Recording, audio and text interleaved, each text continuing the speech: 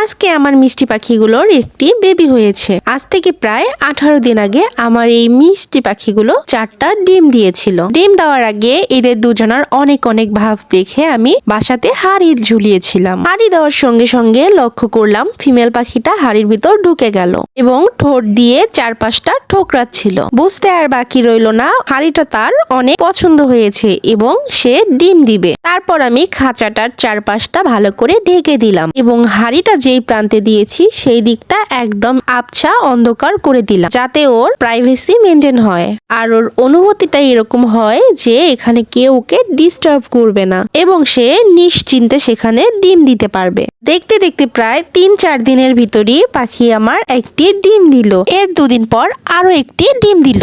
এভাবে 1 দিন 2 দিন গ্যাপ দিয়ে সে 4টি ডিম দিল এবং অনবরত সে তা দিতে থাকলো। টানা 18 দিন পর প্রথম ডিম থেকে একটি বেবি বেরিয়ে এলো। প্রতিটা ডিম যেরকম গ্যাপ দিয়ে দিয়েছিল ঠিক তেমনটাই ডিমের বয়স যখন 18 দিন হয়ে যায় তখন একটি করে বেবি বেরিয়ে আসতে লাগলো। এভাবে 2-3 দিনের গ্যাপে প্রায় 3টি ডিম থেকে ফুটফুটে 3টি কিউট কিউট বেবি বেরিয়ে এলো, কিন্তু একটি ডিম নষ্ট ছিল, তাই সেখান থেকে কোনো বেবি বেরোলো না। বেবিগুলো বের হওয়ার পর থেকে পাখির একটি কঠিন জার্নি শুরু হয়ে গেল। বেবিগুলোকে এখন তো খাওয়াতে হবে, আর সেটা হচ্ছে ঠোঁট দিয়ে, তাই ওরা প্রচুর পরিমাণ খাচ্ছিল আর বেবিগুলোকে খাওয়াচ্ছিল। কিন্তু এখন তো যাতা খাবার দেওয়া যাবে না, কারণ এই সময়টা ওদেরকে দিতে হবে সফট ফুড। সব খাবার হতে হবে ভিটামিন যুক্ত, যেমন ডিম সিদ্ধ, বিভিন্ন ভেজিটেবলস সিদ্ধ, ছোলা বুট সিদ্ধ, ভেজিটেবলস এর মধ্যে মিষ্টি কুমড়ো, গাজর এবং ফুলকপি সিদ্ধ,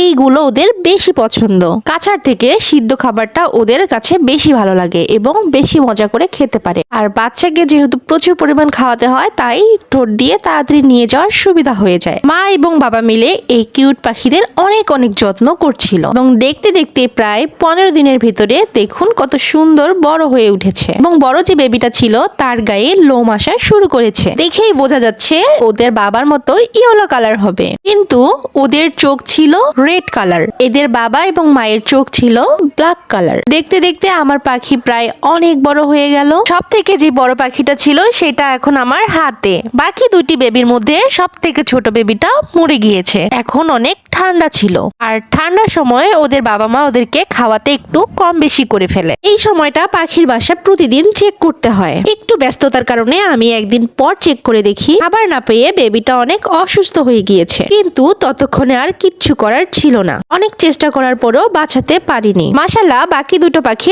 অনেক বড় হয়েছে এবং দেখতে অনেক কিউট হয়েছে।